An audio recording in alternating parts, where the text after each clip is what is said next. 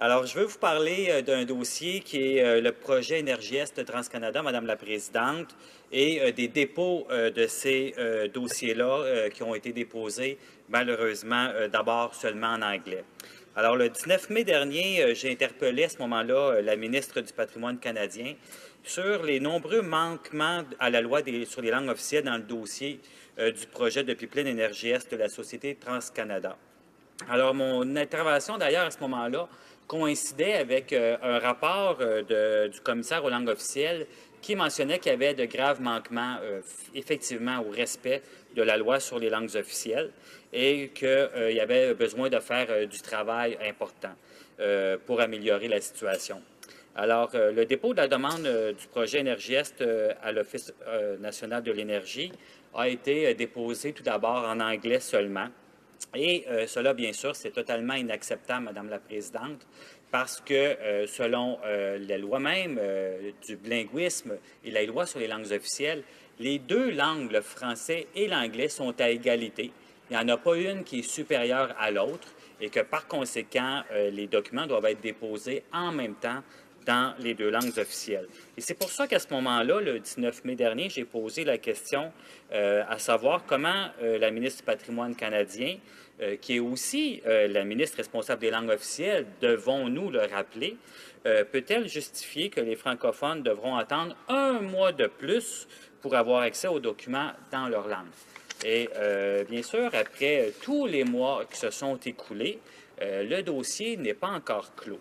Alors, cette situation-là ne date pas d'hier, Madame la Présidente.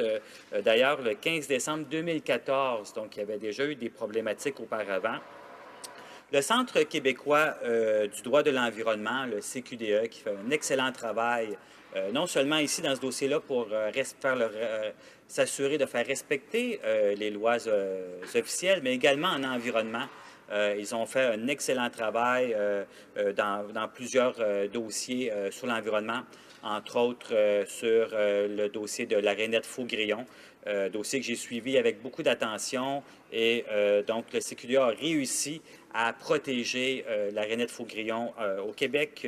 Et on doit bien sûr les féliciter pour leur travail brillant qu'ils ont fait à cet égard-là. Alors, ils ont fait une demande par rapport, bien sûr, à l'ONE, l'Office national de l'énergie, concernant le fait qu'ils ont publié sur le site Internet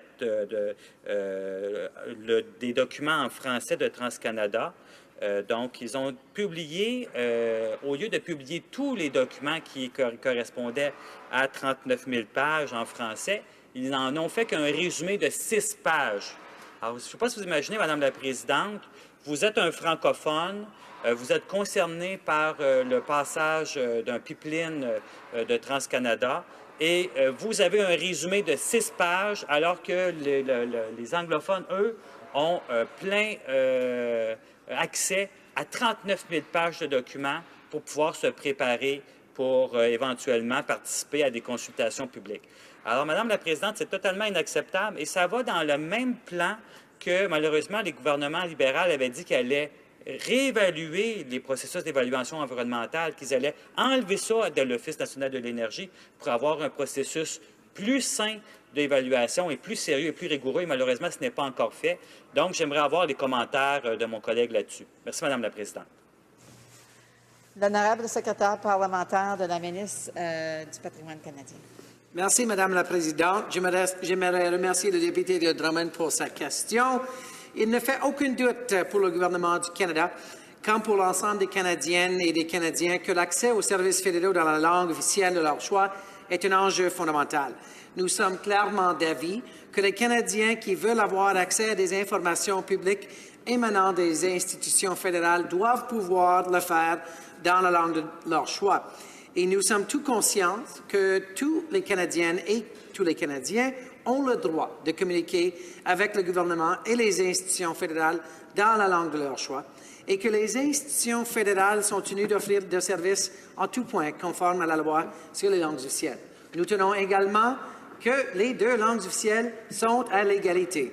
En ce qui concerne ce dossier, Madame la Présidente, l'Office national de l'énergie avait demandé à TransCanada de produire une version consolidée de sa demande dans les deux langues officielles, ce que TransCanada a accepté de faire. la version française du document est accessible. En mai dernier, dans cette Chambre, le ministre des Ressources naturelles avait répondu aux questions pendant la période de questions à ce sujet et il avait regretté le délai demandé par TransCanada pour faire parvenir la version française de ces documents. Comme l'a déjà indiqué en Chambre le ministre du Patrimoine canadien, notre gouvernement continue de travailler sur les mesures nécessaires pour s'assurer que tous les Canadiens aient accès à ces documents dans la langue officielle de leur choix. Et comme l'honorable député le sait, étant donné qu'il siège sur le comité permanent sur les langues officielles, que notre gouvernement croit en l'importance de l'encourager et de favoriser l'utilisation des langues officielles partout au sein de la société canadienne et dans tous les secteurs d'activité. Dans cette perspective, Madame la Présidente, nous coordonnons nos efforts pour améliorer constamment les services offerts aux Canadiens. Nous travaillons activement avec le président du Conseil du Trésor pour nous assurer que tous les services fédéraux soient disposés en conformité totale avec les lois sur les langues officielles. L'honorable député de Drummond. Merci, Madame la Présidente. Malgré tout, les documents sont maintenant en français, effectivement, mais un mois plus tard, donc ce n'est pas une égalité.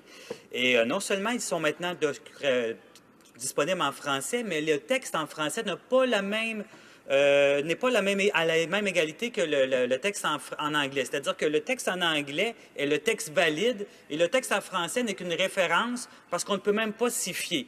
Alors que les deux documents, quand ils sont déposés, doivent avoir la même valeur. Et présentement, les documents, et c'est pourquoi le Centre québécois de droit de l'environnement est encore devant les tribunaux à ce sujet-là, veut que les deux documents, le document en français et le document en anglais, soient autorisés à être utilisés avec la même valeur, que les deux soient, qu'ils aient la même force de loi devant les séances de témoignages qu'il y aura. Et présentement, il y en a un qui est supérieur à l'autre, et ça ne va pas, bien sûr, dans l'esprit de la loi sur les langues officielles. Secrétaire parlementaire. Madame la Présidente, notre gouvernement est déterminé à promouvoir et à favoriser l'utilisation des langues officielles partout au Canada, particulièrement en matière de communication et de services au public. La ministre du Patrimoine canadien a le mandat de travailler avec le président du Conseil du Trésor pour assurer que tous les services fédéraux soient disposés en conformité totale avec la loi sur les langues officielles et nous sommes pleinement engagés à atteindre cet objectif à travers le gouvernement. J'aimerais à nouveau vous rappeler que l'Office national de l'énergie a déjà pris l'initiative de demander des versions françaises de ces documents et que TransCanada a accepté cette demande. Nous veillerons à ce que les Canadiennes et les Canadiens aient un accès équitable à ces documents et ce, dans la langue de leur choix.